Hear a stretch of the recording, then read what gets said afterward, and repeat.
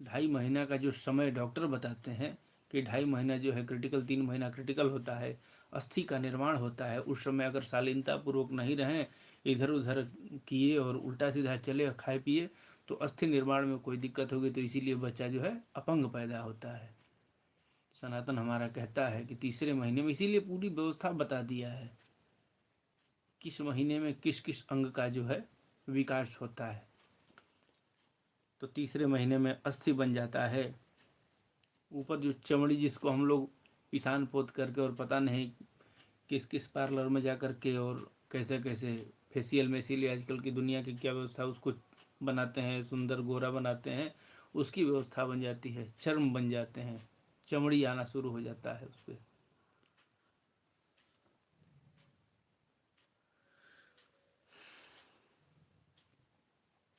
स्त्री पुरुष के चिन्ह भी जो है तथा अन्य छिद्र उत्पन्न हो जाते हैं। तीसरे महीने में ही जो है भ्रूण का पता चल जाता है कि लड़का है कि यह लड़की। तीसरा महीना में जो है इसका निर्माण हो जाता है। अब डॉक्टर ये कहते हैं कि 6 महीने में पता चलेगा, 5 महीने में पता चलेगा, 8 महीने में पता चलेगा। परीक्षण हालांकि अपराध है, नहीं करना चाहिए, लेकिन बन जाता है। 4 मास में चौथा महीना जब प्रारंभ होता है तो उसमें मांस आदि 7 धातुएं पैदा हो जाती हैं। 5वें महीने में भूख और प्यास लगने लगती है। उधर का 2.5-3 महीना शुरू का, और 5वां महीना जब प्रारंभ हुआ तो 5वें महीने में भूख और प्यास आ गई। क्षुधा और तृषा जब आ जाती है 5वें महीने में, 5वां महीना लगते ही जीव जो है भूख प्यास उसको लगने लगती है। और 6वें महीने में जो है झिल्ली से लिपट करके वह दाहिने कोख में घूमने लगता है, दाहिने कोख में घूमने लगता है। उस समय माता के खाए हुए अन्न जल आदि से जो है उसकी सब धातुएं पुष्ट होने लगती हैं। हालांकि 7वां महीना जब प्रारंभ होता है, माफ करिएगा, 6ठे महीने में झिल्ली से जाकर के सट जाता है, तो 6वें महीने में ही जो है अब माता को कड़वा, तीखा, इन सब चीज़ों से दूर रहना चाहिए। डॉक्टर भी बताते हैं कि सब नहीं खाना चाहिए। शास्त्र हमारा कहता है क्योंकि जैसा आहार रहेगा वैसा ही व्यवहार रहेगा। अगर तीखा खाएंगे तो उसका प्रभाव जा कर के बच्चे पर पड़ेगा।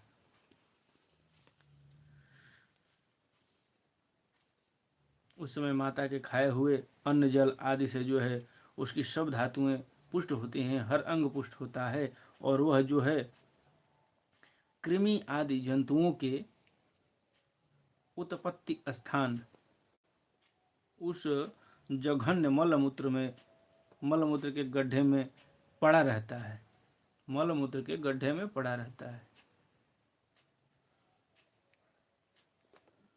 अब विचार करिए आप खुद, मल और मूत्र के गड्ढे में जो पड़ा रहता है वह जीव बाहर निकलता है तो कितना बड़ा देहाभिमानी होता है।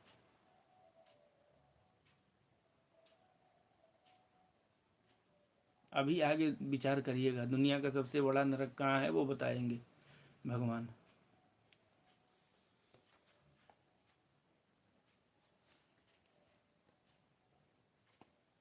अब वह जो है सुकुमार तो होता ही है, इसलिए जब वहाँ के भूखे कीड़े उसके अंग प्रत्यंग नोचते हैं तब वो जो है अत्यंत क्लेश के कारण वह क्षण क्षण में ही अचेत हो जाता है, क्षण क्षण में ही वह अचेत हो जाता है। तो गांव में अक्सर लोग कहते हैं कि पेटवा में लड़कवा सूत गइल बा, सूत गइल बा। वो सोता नहीं है, अचेत हो जाता है, अचेतन हो जाता है, यानी मूर्छा आ जाती है। क्यों? तो नाना प्रकार के उदर में खाए हुए खाद्य पदार्थों से जो जीव उत्पन्न होते हैं वही जो है उसको भी काटते हैं। उसी के क्लेश आदि से जो है वह मूर्छित हो जाता है। माता के खाए हुए कड़वे, तीखे, गरम, सुनिएगा, ध्यान दीजिएगा एकदम पूरा। माता के खाए हुए तीखे, कड़वे, गरम, नमकीन, रूखे, खट्टे, 6 पदार्थ बताए हैं। और भी है लेकिन ये 6 मुख्य है, इन 6 को नहीं खाना चाहिए।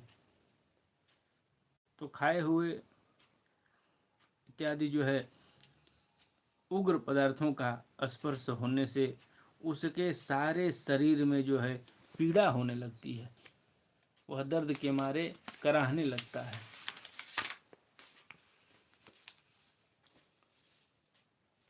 वह जीव माता के गर्भ में झिल्ली से लिपटा और आंतों से जो है घिरा रहता है। उसका सिर पेट की ओर तथा पीठ और गर्दन जो है कुंडलाकार मुड़े हुए रहते हैं।